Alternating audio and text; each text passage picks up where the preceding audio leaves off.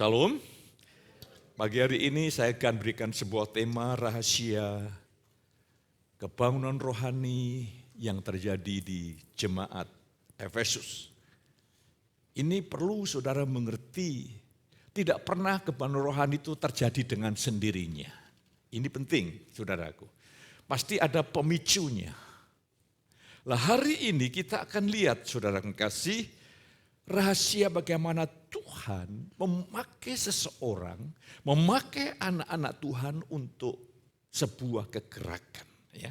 Kepada jemaat di Efesus Tuhan bangkitkan itu Rasul Paulus. Tapi abad 19 yang lalu ketika ada sekelompok anak-anak Tuhan tidak begitu banyak. Dan melihat betapa merosotnya kekristenan yang terjadi, mereka sedih, berduka. Mereka bersekutu dan berdoa dan berdoa dan berdoa dan berdoa.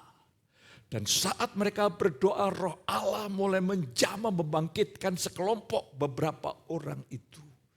Dan kegerakan dimulai. Itulah awal kegerakan gereja Pentakosta.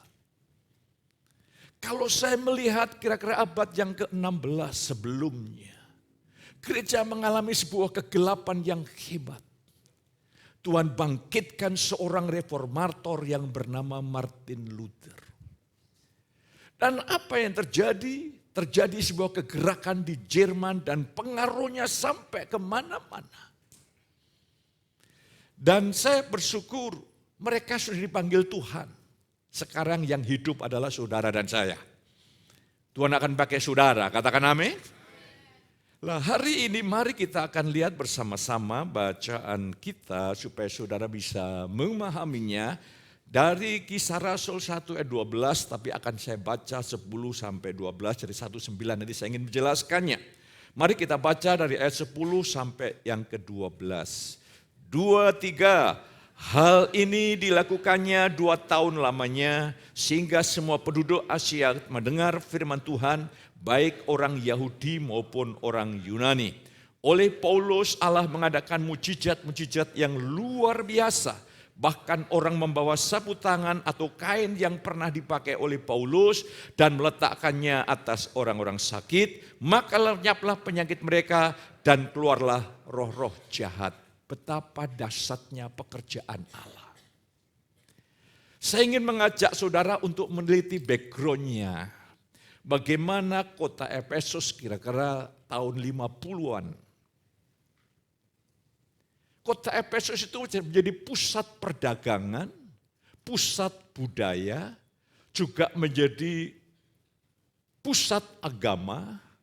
Dan di kota Efesus itu ada sebuah gedung teater yang cukup besar dan kita mengerti orang-orang Yunani itu bagaimana mereka berlatih pidato, budaya-budaya Yunani yang berkembang luar biasa. Tapi di Efesus juga ada sebuah tempat kuil pemujaan dewa Yunani, ya saudara, yang bernama Artemis atau Dewi Kesuburan. Oh, itu sangat terkenal. Dan lewat kuil itu banyak orang-orang menjadi kaya ketika mereka ikut berbisnis untuk menyediakan alat-alat untuk ritual.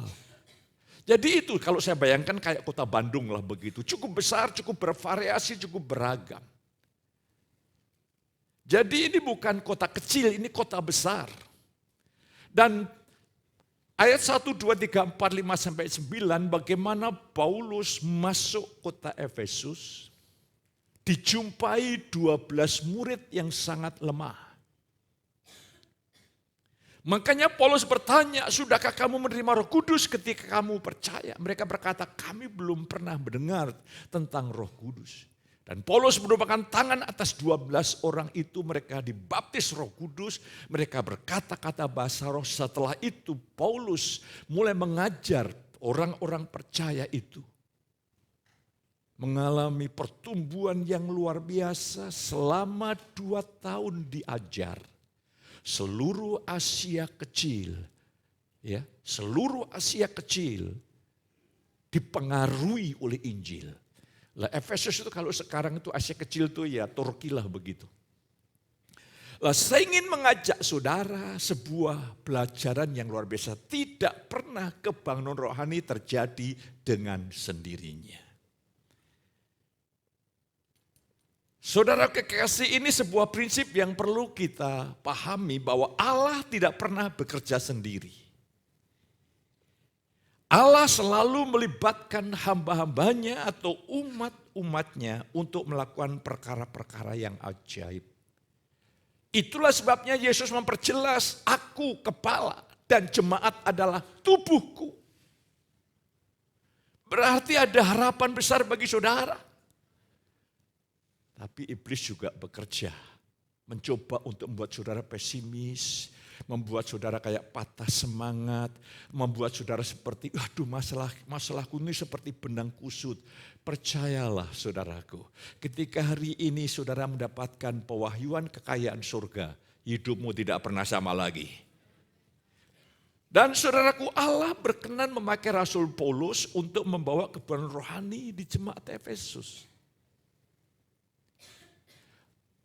Saudaraku yang kekasih, sebetulnya saudara dan saya ini sebetulnya secara fakta ilahi sudah mengalami kebangkitan rohani. Karena nanti saya jelaskan poin-poin selanjutnya Efesus 2 yang ke-6, kita telah dibangkitkan bersama Yesus duduk di sebelah kanan Allah Bapa. Tapi konsep cara berpikir kita ini masih konsep pikir manusiawi. Sehingga kita mengaiti hidup yang manusiawi, padahal di dalam hidup saudara itu ada kekayaan yang maha dahsyat. Ada kekayaan, ada kuasa, ada hikmat, ada pribadi Allah yang sedang bergerak secara luar biasa. Lah, hari ini tugas saya adalah menyampaikan firman, saya bekerja sama Roh Tuhan, biar Roh Tuhan membukakan pikiran saudara, membukakan mata hati saudara, dan saudara akan pulang dengan terkagum-kagum. Bukan oleh khotbah saya, tapi terkagum-kagum oleh pekerjaan Tuhan yang luar biasa. Mari seluruh jemaat Efesus bangkit dalam kuasa Roh, dan dengan berani mereka memberitakan Injil sehingga seluruh penduduk Asia mengalami kuasa Injil. Ini semua adalah pekerjaan Tuhan semata-mata. Ini pekerjaan Allah semata-mata, saudara kekasih. Mari saya ingin ajak saudara, jemaat Efesus mengalami kebangunan rohani karena mereka tidak hidup berdasarkan usaha diri, kekuatan diri, melainkan hidup di atas penyingkapan rahasia kekayaan surga. Hari ini saya mau bagikan bagi saudara kekayaan surga yang telah mengubah, membangkitkan jemaat di Efesus. Yang tadinya hanya 12 murid yang lemah dan tidak berdaya di tengah-tengah kota besar. Dan saya ingin ajak saudara, kitab Efesus ini ditulis Paulus dari dalam penjara. Coba bayangkan. Ketika orang penuh dengan roh, berjalan dalam tuntunan roh, situasi, kondisi secara fisik tidak pernah bisa menghentikan pelayanan. Dia dibelenggu di dalam penjara, tapi Injil tidak pernah terbelenggu. Ini dahsyatnya Injil. Besok minggu saya ingin bagikan Injil mengubah kehidupan total kepada jemaat di Roma. Lah, hari ini saya ingin mengajak saudara kasih. Jemaat Efesus mengalami rohani karena mereka hidup dari kekayaan rohani yang disingkapkan. Makanya saudara, saya ajak saudara bekerja sama dengan Roh Tuhan. Ketika saudara ingin mendengar lebih jauh, berkatalah, Tuhan buatlah aku mengerti. Cara berpikirku tidak bisa menangkap kalau Roh Tuhan tidak mewahyukan. Itulah sebabnya pagi ini Roh Allah luar biasa bekerja. Ya, sebelum saya menyampaikan firman Tuhan sudah diteguhkan lewat pujian-pujian kita tentang karya Tuhan yang luar biasa. Dan akibatnya jemaat Efesus bangkit dalam kuasa Roh dan kuasa firman. Bukan tenggelam di dalam masalah, bukan tenggelam di dalam masa lalu, masalah-masa lalu, bukan terpuruk dengan keadaan yang ada, tapi bangkit dalam kuasa firman. Sehingga yang saudara butuhkan hari ini adalah penyingkapan tentang kekayaan Allah, hiduplah di dalamnya. maka bukan hidup saudara yang berubah. Orang yang terhubung dengan saudara pun akan berubah. Lihatlah Alkitab, bagaimana ketika Daniel memiliki hubungan yang akurat dengan Tuhan. Sadrak, Mesak, Abednego yang terkonek dengan Daniel juga diangkat Tuhan. Lah hari ini saya ingin mengajak saudara untuk melihat, mari saudara kekasih, kekayaan-kekayaan apa, seperti apa yang Paulus jelaskan kepada jemaat yang ada di Efesus. Poin yang pertama yang perlu saudara pahami adalah ternyata jemaat Efesus mengalami penyingkapan. Mereka tidak hidup dari sumber daya manusiawi yang terbatas. Tapi mereka mulai bangkit dalam kuasa firman, hidup di dalam sumber daya surga yang tidak terbatas. Itulah perbedaannya bumi dan langit. Hari ini saudara tidak hidup di dalam sumber daya manusiawi saudara yang terbatas, yang lemah, yang ingin berbuat yang baik tapi tidak sanggup. Pengalaman seperti itu harus berlalu. Saudara mulai hari ini terima dengan iman semua. Ingat, hukum Taurat itu menuntut perbuatan baru saudara diberkati. Tapi perjanjian baru menuntut iman. Baru saudara diberkati. Hari ini terima dengan iman, seluruh kekayaan sorga sudah ada dalam hati saudara. Engkau bukan orang yang mengemis-kemis, Tuhan tambahi, Tuhan tambahi. Sekarang kita belajar apa yang sudah bergejolak di dalam kita ini, ingin keluar mengalir lewat hidup kita, dan saudara belajar untuk mengalirkannya. Hanya itu saja, bukan kita ini kayak prinsip agama, bertambah lagi, tambah Tuhan. Ingat, segala kepenuhan Allah sudah ada di dalam hidup saudara. Tuhan ingin keluar, Tuhan ingin mengalir keluar. Sehingga seringkali pikiran kita ini, tempat ajang peperangan ini mulai dipengaruhi roh jahat. Hari ini pengaruh roh jahat dihancurkan oleh Injil. Sehingga kau mengalami penyingkapan, aduh kalau tahu begini.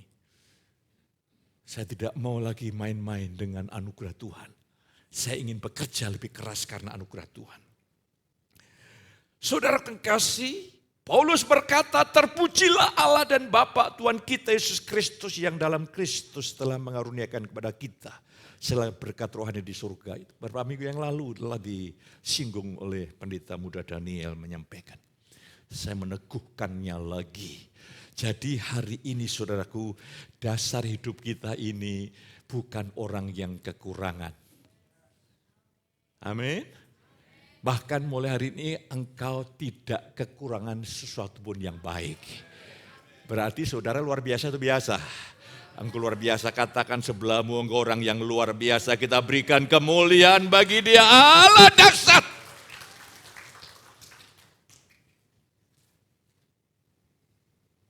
Hal ini dimulai tadi ketika saya mempersiapkan ini.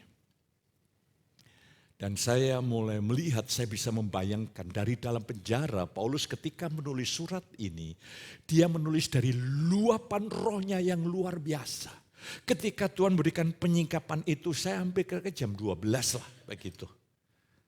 Ya, malam saya bangunkan sampai kira-kira jam 12, saya mulai berkelimpahan di dalam roh. Biasanya saya tidur doa di sebelah istri saya ganggu kalau saya nanti bergerak istri saya terganggu. Saya turun dari tempat tidur, saya duduk di kursi, saya berdoa, saya menyembah, saya bersuka cita, saya berpesta dengan Tuhan. Dan saya bisa membayangkan bagaimana Paulus meluap-luap dengan kuasa kasih karunia dalam penjara dan ada kekuatan supranatural. Paulus menulis surat kepada jemaat di rumah. Dia menyampaikan misteri rahasia tentang kekayaan surga. Dan hari ini saudaraku, mulai hari ini, jangan ada saudara yang berkata engkau lemah. Tuhan berkata, jadilah kuat di dalam kasih karunia Tuhan. Kalau engkau lemah karena engkau melihat dirimu, engkau kuat karena engkau melihat janji Tuhan.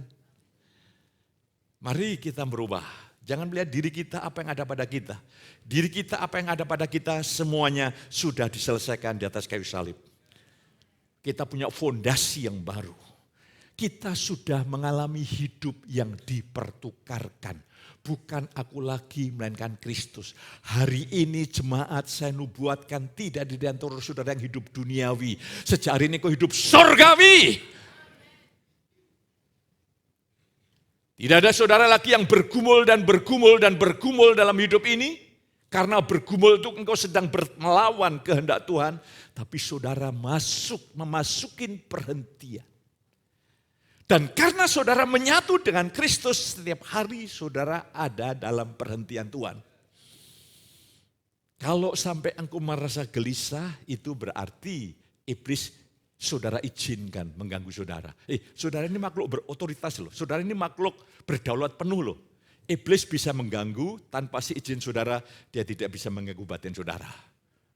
Jadi hari ini saudara harus betul-betul saya bersyukur, saya memiliki otoritas kuasa yang begitu hebat. Dan saya menjalani hidup dalam pondasi ilahi surgawi. Dan saya ajak saudara pengalaman yang sangat menyedihkan yang terjadi dengan perumpamaan anak bungsu dan anak sulung. Dua-duanya terhilang. Dua-duanya terhilang sebetulnya dari anugerah Allah. Yang satu anak bungsu jelas menyia-nyiakan anugerah Allah, mata rohaninya tertutup, dan mencoba mencari kebahagiaan, kepuasan dari dunia. Kan Yesus berkata, air dari dunia ini tidak pernah bisa membahagiakan. Dialami oleh anak bungsu ini, dan ketika punya harapan yang besar, ternyata aku ingin bebas dari Tuhan. Aku ingin semau saya sendiri. Pokoknya aku ini punya uang, punya banyak uang, banyak rekan. Tentunya aku mau apapun coba, saya ingin puaskan hidup saya. Dan apa yang terjadi? Titik akhirnya. Babi itu menurut Yahudi binatang najis. Sampai makan ampas babi pun tidak bisa. Ini mengalami kemerosotan titik yang paling rendah. Tapi anak sulung sama. Anak sulung ini hidup di bawah roh perhambaan, bukan hidup di bawah kasih karunia. Karena dalam kitab Galatia pasal yang ke-34 itu ada roh perhambaan, ada roh anak. Ini roh perhambaan ini yang seringkali mempengaruhi, menutupi pikiran anak yang sulung ketika Tuhan yang murah hati mengadakan pesta yang besar. Anak sulung cemburu. Bapa, kau belum pernah berikan aku seekor kambing untuk berpesta dengan teman-temanku. Cemburu, marah. Ya. Kalau saudara penuh kelimpahan surga, tidak akan cemburu lagi. Tidak akan iri dengan orang yang diberkati Tuhan, dipakai Tuhan. Malah ayo makin dipakai Tuhan luar biasa bagi kemuliaan Tuhan. Lah, di sini anak yang sulung ini menderita di dalam kemiskinan, kecemburuan, kepahitan, ketidakpercayaan. Bapak mendekati, nak, Bapak ini bersama kamu. Apa yang Bapak punya, kamu punya. Engkau tidak perlu minta-minta begini, nak. Ini gambaran banyak anak-anak Tuhan meminta sesuatu yang sudah dimiliki. Hanya karena belum tersingkap sehingga kita minta. Malaikat bilang, aduh bagaimana ini. Padahal hari Minggu sudah aku dorong-dorong hambaku untuk menyampaikan. Tapi banyak kita minta sesuatu yang sudah kita miliki. Ingat, semua berkat surgawi sudah menjadi bagian saudara. Apa yang jadi milik Kristus, milik saudara. Berarti engkau orang yang sudah diperlengkapi, memiliki sumber daya ilahi yang tidak terbatas. Yang membatasi saudara sendiri.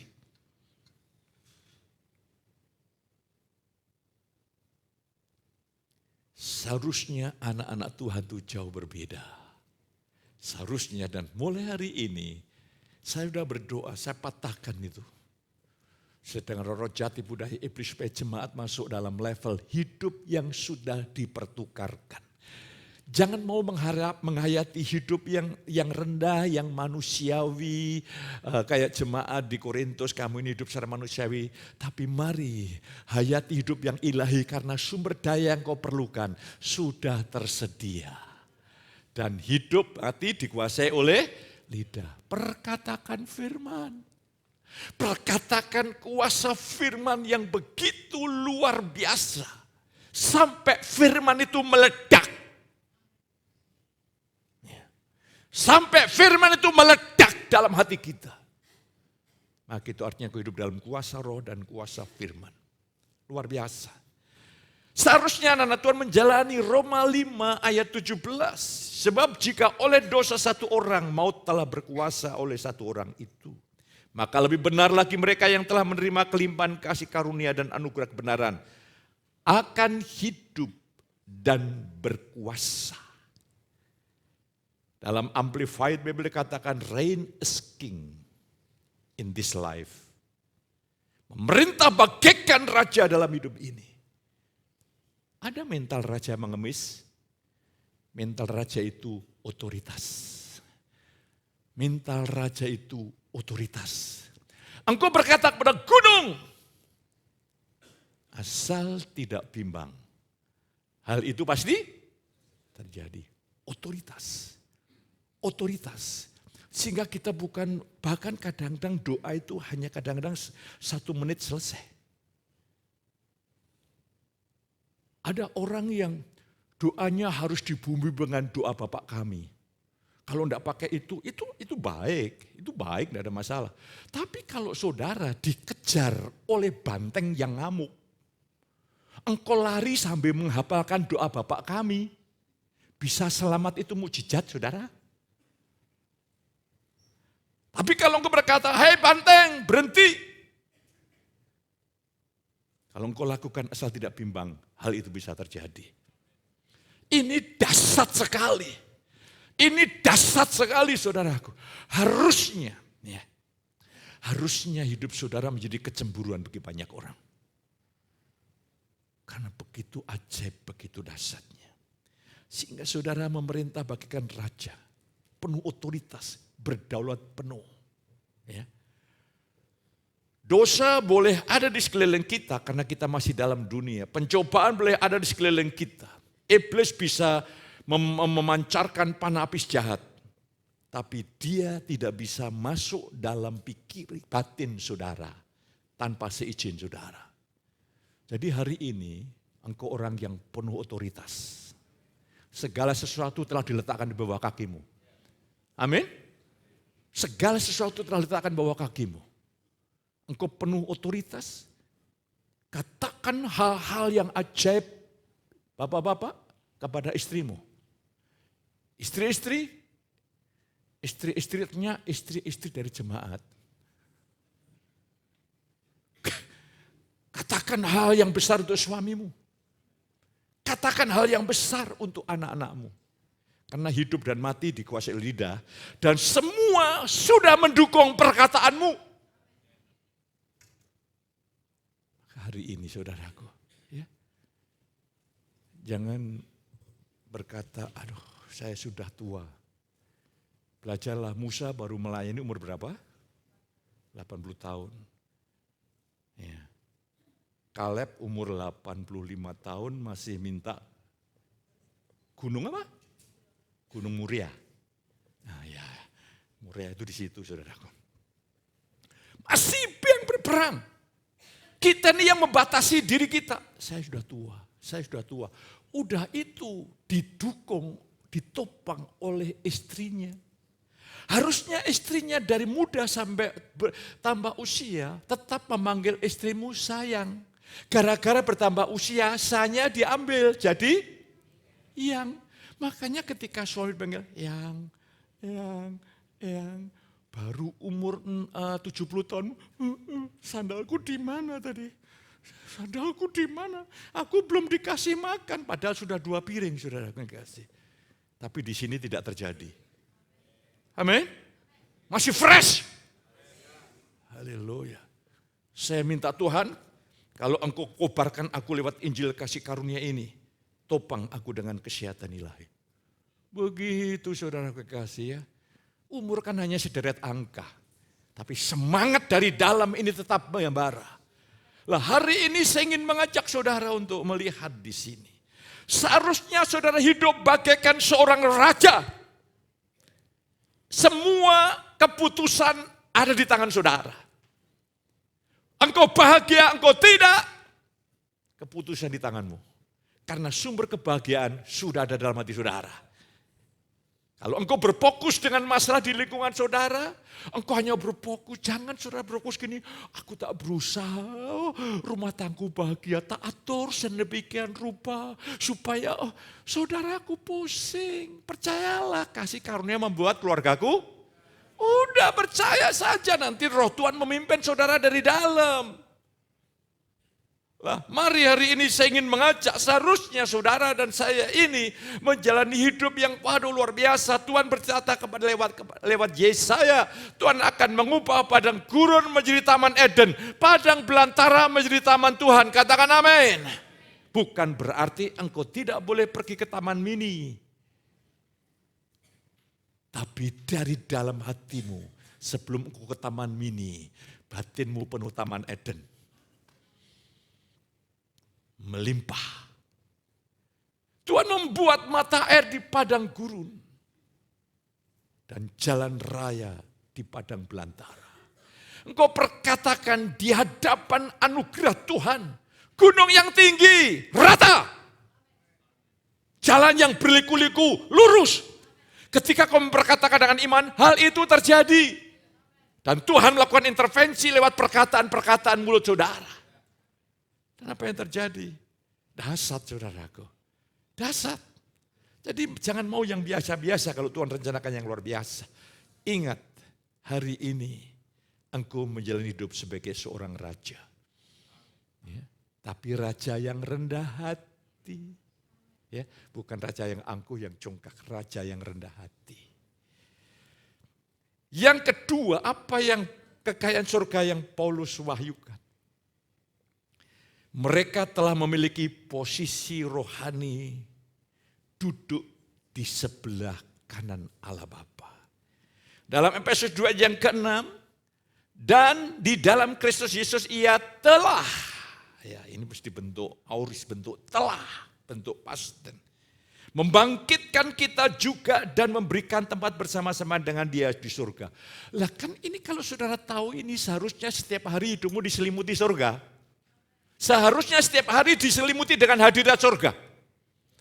Kalau sampai saudara kacau, berarti saudara tidak tahu posisi saudara yang sebagai makhluk berdaulat, saudara mulai membuka celah bagi tipu daya roh jahat. Percayalah hari ini, semua yang kau butuhkan untuk puas bahagia, untuk berhasil, sudah ada dalam hidup saudara. Dan posisi kita duduk di sebelah kanan Allah Bapa. Dan Rasul Paulus menyatakan tentang posisi Yesus, ia telah dibangkitkan di sebelah kanan Allah Bapa, jauh lebih tinggi dari segala pemerintah dan penguasa dan kekuasaan dan kerajaan dan tiap nama, dan segala sesuatu telah diletakkan di bawah kaki Kristus. Lah kalau Kristus jadi kepala, kita jadi tubuh, berarti segala sesuatu telah diletakkan di bawah kakimu dan kakiku. Saya melihat, saya waktu agak lama dulu suka olahraga tinju. Ya, agak suka, sekarang sudah tidak suka lagi. Saya lihat pada waktu itu Mike Tyson, powerful, masih muda. Sehingga saya banyak lihat musuh-musuh itu begitu masuk. Itu sebelumnya jauh sebelumnya sudah terintimidasi. Sehingga pukulannya sebetulnya tidak telak. Tapi musuh sudah mulai jatuh karena memang ketakutan. Lah peperangan di sini ada di sini. Hari ini saya katakan engkau sudah duduk di sebelah kanan Allah Bapa. Milikilah mentalitas surgawi. Mentalitas surgawi, engkau bukan orang kalah. Engkau lebih daripada pemenang. Mentalitas surgawi berkata, ketika kau punya masalah, punya kebutuhan, Engkau berkata stres, tertekan, bingung. Tapi mentalitas surgawi ketika engkau punya kebutuhan. Engkau katakan firman, Allahku akan memenuhi segala kebutuhanku sesuai dengan kekayaan kasih karunia. Katakan amin. Mentalitas ini harus menjadi bagian hidup kita. Ya. Jadi hiduplah dari firman yang Tuhan wahyukan. Hidup di dalam Kristus itu luar biasa.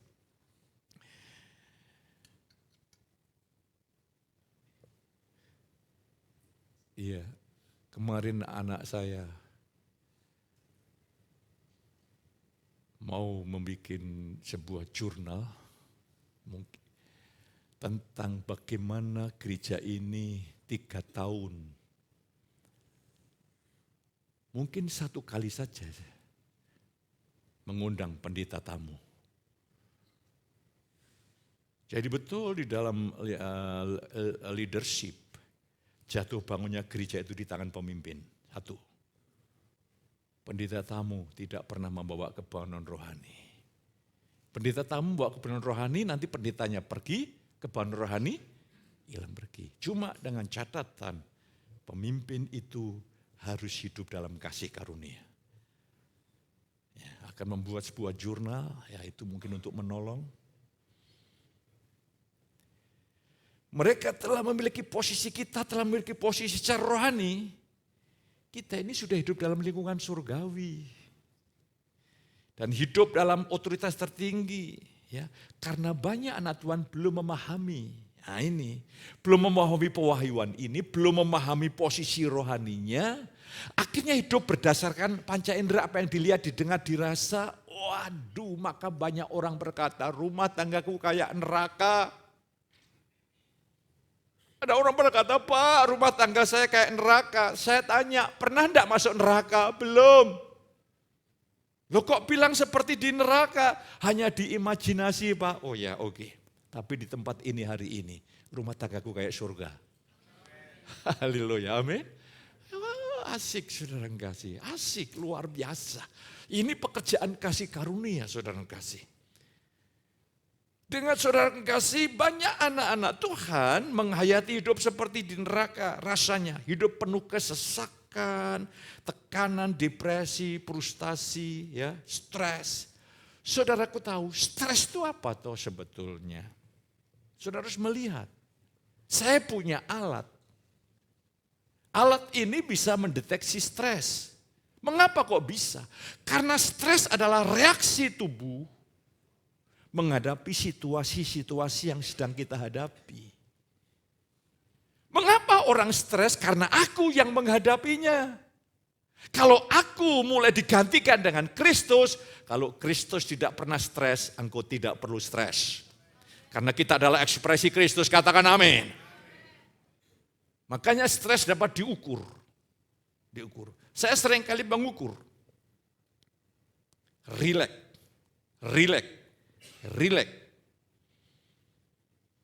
Dan banyak yang saya alami rest.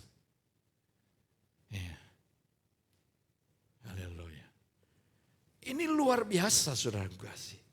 Dengan memahami posisi saudara dan saya di dalam Kristus duduk di sebelah kanan Allah Bapa itu, duduk di sebelah kanan Allah Bapa itu, saudara punya, ini bahasa metafora, bukan begini.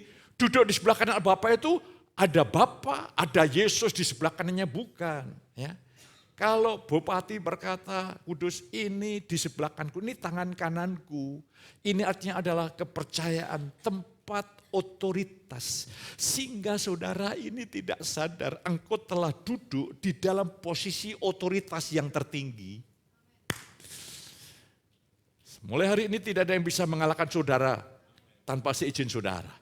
Pak Petrus survei dari mana? Belajarlah dari kitab Kisah Rasul, belajarlah dari kitab Kisah Rasul, dari sejarah-sejarah gereja. Gereja dianiaya hebat. Waduh, imannya dahsyat. Justru gereja yang bahaya ketika gereja mengalami kemakmuran.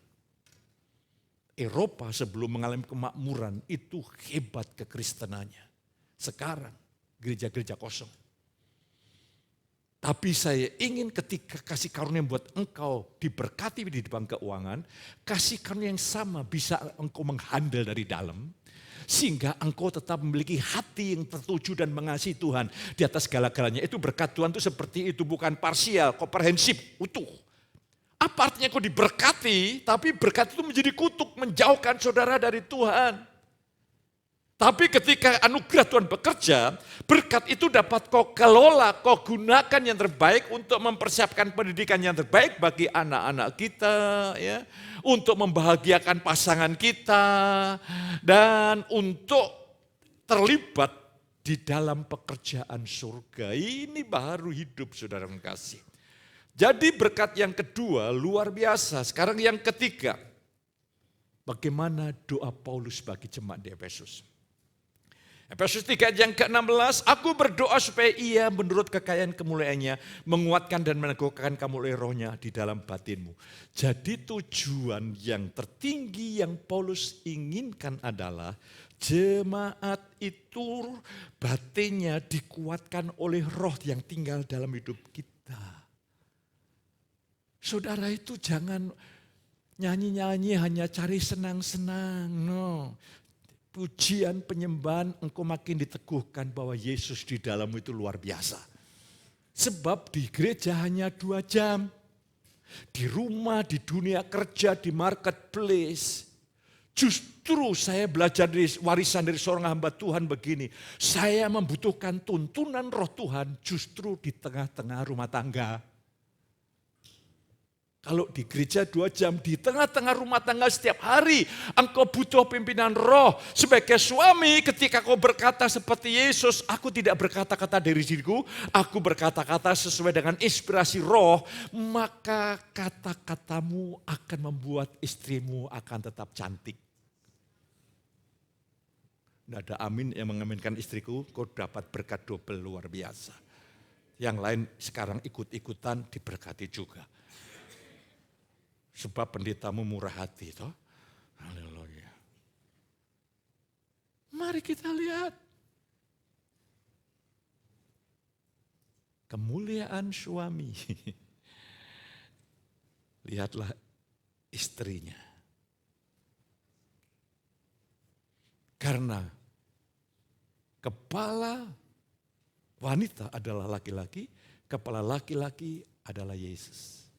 Kalau laki-laki mengambil bagian hidupnya Yesus, maka secara natural nanti istri mengambil kehidupan suaminya. Makanya akan menyatu. Rumah tangga makin lama makin menyatu. Saya makin bertambah usia, saya rasanya tidak bisa pergi sendiri gitu. Ya. Rasanya, saya kalau pergi sendiri, saya kesepian, istri saya kesepian, ya saya berdua. Ya. Dan anugerah Tuhan, istri saya punya petualang yang sama dengan saya. Menginjil ke daerah, memberikan tindakan misi, senang sekali. Ya. Pernah saya ajak jalan-jalan ke luar negeri, dia melihat kok cuma gini ya, kok cuma gini ya, lebih baik di Indonesia ini. Tapi ketika pulang dari perjalanan misi, batin kami diperkaya luar biasa. Waktu saya mulai kontak sama pendeta Domingus, cari pelayanan yang paling jauh. Dan pelayanan itu cukup jauh dari kota Mamasa. Kalau di Mamasa kota yang cukup terfasilitasi. Ini yang paling jauh. Dan ada dua gembala yang lulusan SMPD Kudus minta. Satu di sini itu sudah jauh, lebih jauh lagi. Tidak apa-apa.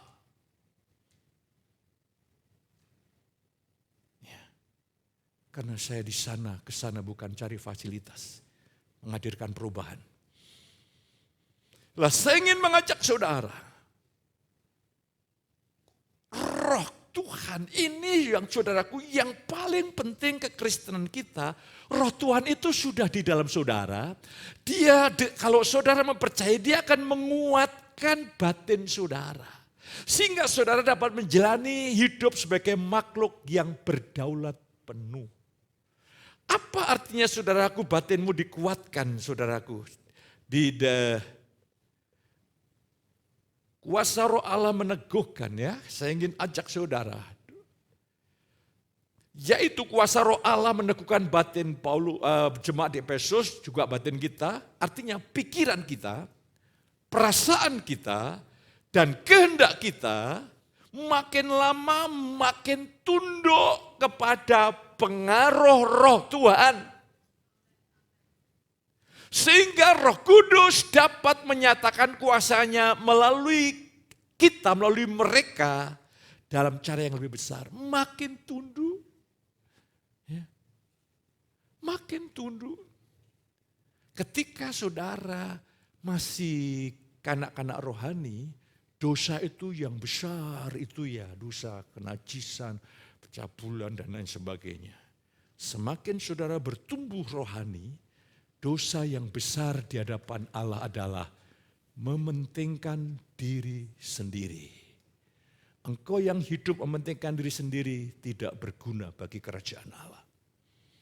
Dan orang yang mementingkan diri sendiri itu bagian dari keinginan daging.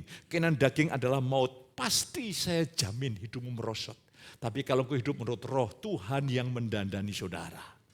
Tuhan yang mulai menyempurnakan hidup saudara.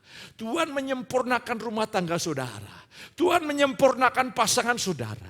Tuhan menyempurnakan anak-anak saudara. Mari hari ini saudaraku, biar terus makin dipengaruhi. Pekerjaan roh itu makin lama makin kuat, makin kuat, makin kuat. Makanya Tuhan berkata kepada Yeskiel, coba lihat. Ketika diukur 100.000 hasta. Mulai air itu naik dari semata kaki, selutut, sepinggang. Itu kan dorongannya lebih keras. Tapi kalau sepinggang ini sudah keras. Tapi kakimu masih menginjak lantai, engkau masih bisa hidup semau saudara sendiri. Tapi kalau sungai itu menjadi aliran yang deras, sehingga kita berenang, kita tidak lagi hidup menurut diri kita sendiri. Tapi kita hidup dalam tuntunan roh. Maka apa yang terjadi? Di situ akan banyak mukjizat terjadi. Dan terus saya berdoa, Tuhan, biarlah dinamika rohmu lebih besar lagi, lebih kuat lagi, lebih menyala-nyala lagi, lebih bergairah lagi. Sampai titik Kristus yang ada di dalam saya memancar keluar tanpa batas. Sapu tangan yang pernah dipakai Paulus, diletakkan orang sakit itu sembuh. Saya merindukan hal itu terjadi. Saudara salaman dengan saya aja kalau pakai iman, yang sakit bisa sembuh. Harusnya level kita ini level yang ilahi. Dan mari hari ini, itulah. Makanya jemaat di Efesus dahsyat luar biasa. Yang keempat, mereka dapat mengalami kasih Allah dan kepenuhan Allah. Ya, kita lihat Efesus 3:19, dan dapat mengenal kasih itu, kata ginosko. Mengenal lewat pengalaman. Kalau saya bahasakan secara umum, biarlah jemaat mengalami, saudara makin mengalami kasih Allah yang begitu dalam, luas, lebar, tenggelam di dalam kasih Bapa. Oh, betapa luar biasa. Dan kamu dipenuhi dalam segala kepenuhan Allah. Artinya kehadiran Allah di dalam hidup saudara memenuhi hidup saudara sedemikian rupa, sehingga saudara dapat mencerminkan sifat kodrat dan kuasa ilahi dari dalam batin. Batin saudara malah memancarkan sesuatu yang bersih. Ingat, hati yang lama sudah disalibkan. Mengapa banyak anak-anak Tuhan pakai hati yang lama? Karena masih hidup mementingkan diri sendiri, maka pakai hati yang lama. Itu jahat, kacau. Tapi kalau engkau hidup bergantung pada Kristus sebagai manusia baru, hatimu baru, ketaatan itu natural. Nah, di sini saya ingin ajak saudara, sampai saudara dilimpahi oleh kehadiran Tuhan yang begitu limpah. Sehingga saudara dari dalam batinmu bisa memancarkan sifat kodrat ilahi yang luar biasa. Saudara kekasih, saya ingin mengajak. Ya. Saudara melihat contoh yang analogis sederhana. Kalau saudara pakai parfum begitu, berjalan di samping saya, waduh enak juga ini parfumnya ini. Ya. Makanya saya sarankan, jangan ke gereja pakai parfum yang untuk dicurahkan ke atas orang mati. Nanti suasana ibadah menjadi penuh perkabungan. Minyak wangi, ketemu. Sekarang ketika seorang itu bersinggungan dengan saudara, hadirat Allah menyengkeram orang itu. Kayak orang itu dibuat takjub kagum akan Kristus. Pokoknya kalau roh Tuhan yang bekerja itu membuat kita makin takjub kagum pada Kristus. Tidak ada yang lain. Saya hanya bisa untuk hidup dalam penyangkalan diri yang penuh. Dibebaskan dari ego kalau saya menyerah dalam tuntunan roh Tuhan. Lah hari ini saya ingin mengajak sehingga batin saudari adalah dinamika roh. Makanya janganlah kamu kerajinanmu kendor untuk melayani, untuk beribadah. Biarlah rohmu tetap menyala-nyala. Dan saya katakan demi nama Yesus, aliran air yang ada dalam hidupmu yang terhambat kembali memancar. Sehingga rohmu mulai gelombang, rohmu mulai mendidih lagi. Dan saya berdoa untuk ketua-ketua care group, roh multiplikasi itu mulai mengalir.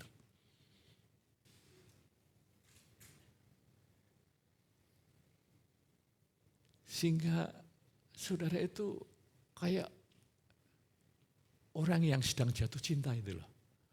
Kasih mula-mula jatuh cinta, waduh luar biasa ya. Hidup begitu indah, begitu mulia. Bapak-bapak, dengar. Kalau hari ini roh Tuhan mengembalikan kasih mula-mula, nanti malam engkau pulang, engkau tidur, bangun melihat istrimu, engkau bisa menangis hancur hati. Oh Tuhan, Kau berikan aku istri yang terbaik, yang luar biasa. Oh bersyukur Tuhan dia mendampingiku, membimbing anak-anak. Tapi kalau hidupmu tidak penuh Roh Kudus, engkau penuh roh kecewaan, bangun malam-malam Tuhan. Berapa lama lagi aku harus tinggal dengan istriku Tuhan. Berat beban Tuhan. Kalau aku bilang sama Pak Petrus, aku disalahkan Pak Petrus, lah dulu yang milih siapa? Maka aku pendam, bukalah hatimu, aku tidak akan menghakimi. Aku akan berikan solusi kepadamu. Haleluya. Buka istri-istri juga begitu. Kalau kau penuh Roh Kudus itu, aduh terima kasih Tuhan. Saya itu bersyukur saudaraku. Orang yang bertambah usia. Ayo, pemuda-pemudi masih semuanya itu kencang semua. Tapi kalau sudah mulai 50, 55, 60, sudah mulai keluar apa itu? Otot. Ya, otot sudah mulai keluar. Udah engkau lapisi pakai apapun tetap otot keluar. Pernah cucu saya itu pegang tangan istri saya. Oma, tangannya kena apa? Dia belum memahami. Tapi kalau saya melihat otot istri saya bersyukur. Ini gara-gara istriku melayani suaminya. Sampai ototnya keluar semua begitu. Haleluya. Amin. Bukan begini melihat tangannya istri ini. Aku mau cari yang masih mulus. Cari gampang yang tidak melanggar hukum. Cari yang mulus. Cari di matahari. Tahu maksudnya itu? Yang putih dari atas ke bawah itu loh. Patung. Jadi saya mulai bersyukur. Haleluya, terima kasih. Saya yakin saudaraku, kasih karunia membuat keluarga kita bahagia. Amin. Aku mulai mengelus dodopin, oh Tuhan, terima kasih Tuhan. Kalau aku tidak dapat istri seperti ini jadi apa? Saya ini kalau tidak punya istri yang seperti dia, berantakan saudaraku. Ya, kacau. Ya. Saudara tidak tahu rahasianya. Mengapa setiap minggu kumis saya selalu rapi. Jenggot saya selalu rapi.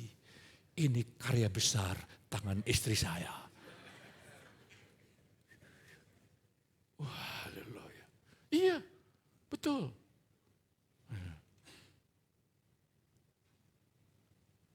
Kalau saya makan di tempat umum, dia ambil makanan, kasihkan ke saya. Bangga dong, istri melayani. Aku melihat jemaat kadang-kadang jauh sama suaminya, tidak mau mengambilkan makanan sendiri. Aku asik.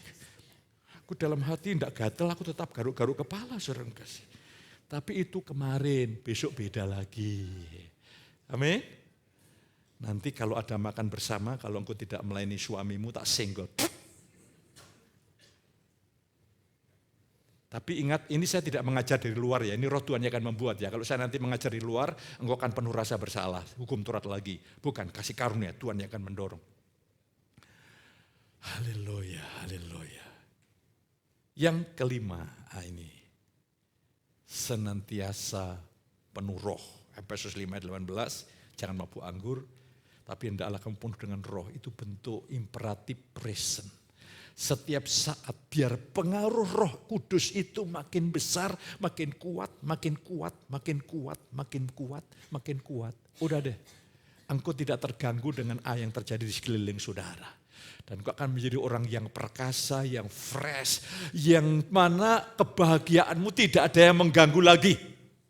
Kepuasanmu tidak ada yang mengganggu lagi di dalam Tuhan. Makanya Paulus berkata dari dalam penjara di Roma, dia berkata, bersukacitalah senantiasa. Sekali lagi katakan bersukacitalah di dalam Tuhan. Sehingga tidak ada yang bisa mengganggu sukacitamu. Tidak ada yang bisa mengganggu ucapan syukurmu.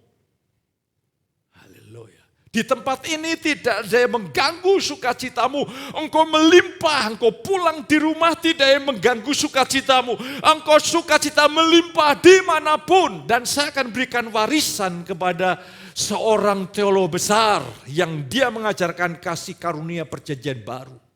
Dia bilang, aku tidak pernah meresahkan atau menggelisahkan tentang segala sesuatu.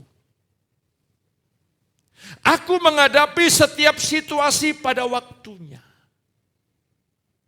Dan aku mengikuti tuntunan Roh Kristus dari dalam hatiku. Aku tidak punya formula yang lain. Dia seorang hebat. Karena apa? Itu perjanjian baru itu Kristus di dalammu itulah. Dan saudaraku ini penting. Dan Kristus itu betul-betul ingin bekerja bagi saudara. Dan lewat saudara. Jadi hari ini saudara kasih, saudara akan dimerdekakan dari tekanan, stres, depresi. Tapi Pak Petrus kan tidak tahu masalah saya. Ya mungkin masalah saudara itu mungkin bagian dari konsekuensi karena pilihan yang salah. Itu tidak pernah menghapus kasih Allah kepada saudara. Karena Allah mengasihi saudara melalui konsekuensi Tuhan didik saudara supaya di kemudian hari engkau menjadi orang yang bijak. Luar biasa. Jadi hari ini saudara kekasih saudara penuh dengan roh Allah. Yes. Dan yang terakhir warning. Kemarin juga sampaikan istri saya juga. Kalau saudara baca Wahyu 2 ayat 5 yang ke-6. Jemaat di Efesus, Tuhan berkata, betapa dalamnya engkau telah jatuh. Engkau telah kehilangan kasih yang mula-mula. Padahal jemaat Efesus itu ibadah masih jalan, pelayanan masih jalan. Semuanya masih jalan. Kalau menurut ukuran manusia, good is good. Tapi di hadapan Allah mereka melakukannya karena tuntutan, karena jadwal. Seharusnya sebelum jadwal itu datang, saudara sudah berkobar-kobar. Sudah bergairah untuk rindu melayani Tuhan. Itulah pelayanan perjanjian baru. Kita tidak dipaksa oleh hukum dan aturan. Kita didorong dari dalam. Dan Tuhan berkata, kalau engkau tidak bertobat dan melakukan apa yang dulu kamu lakukan, aku mengambil kaki Dian. Waduh, jangan saudaraku. Ya, mengambil kaki Dian itu saya khawatir. Engkau tidak diberi kesempatan lagi oleh Tuhan. Lah kalau tidak diberi kesempatan oleh Tuhan artinya apa? Apa? Kalau tidak lagi diberi kesempatan oleh Tuhan artinya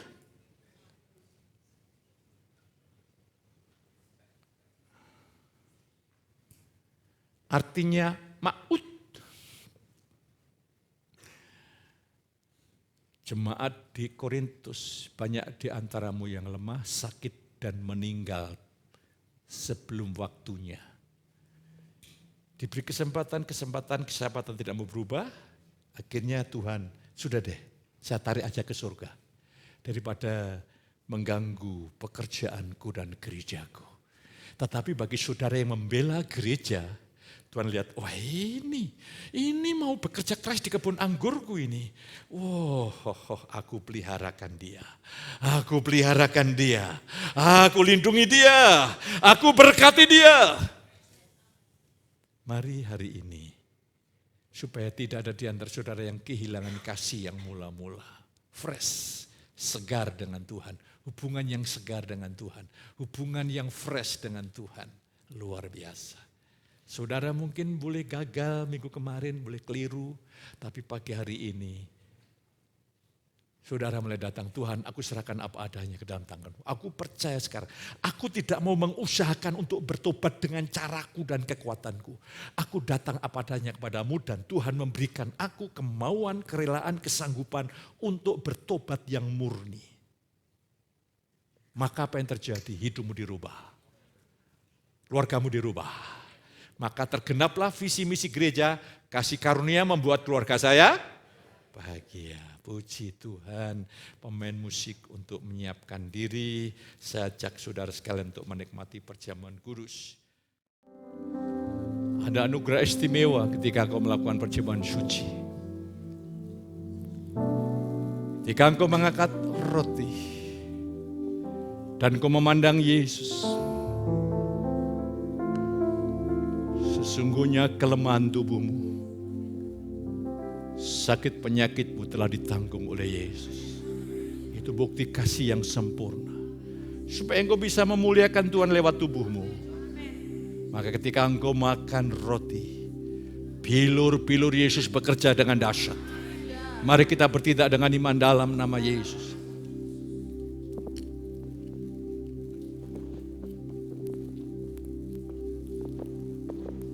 Setelah perjamuan kudus nanti saya mohon Dr. Yuniarti itu berdoa. Angkat cawan. Pandanglah penebusan Yesus. Secara hukum di hadapan Allah. Ketika dia datang sebagai hakim, dia menyatakan engkau benar dan tidak pernah berbuat salah. Dan anugerahnya menjadi bagian hidup saudara. Kita terima dalam nama Yesus.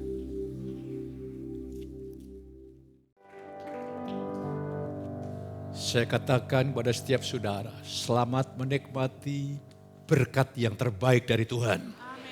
Hidup yang terbaik dari Tuhan. Keluarga yang terbaik dari Tuhan. Keturunan yang terbaik dari Tuhan. Engkau yang merindukan menantu, kau mendapat menantu yang terbaik daripada Tuhan. Sehingga hidupmu penuh dengan ucapan syukur, pujian, dan pengagungan pada Tuhan. Angkat tangan saudara. Pulanglah penuh dengan sukacita yang berlimpah-limpah di dalam berkat, kemurahan, kebaikan, kebajikan Allah Bapa. Kasih sayang Tuhan Yesus, lewat persekutuan Roh Kudus. Melimpahi saudara ini pagi sampai selama-lamanya. Yang diberkati katakan kepada saya.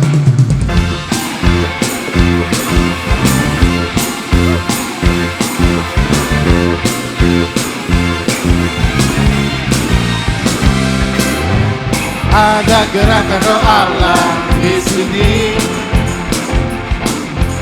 Ada gerakan roh Allah.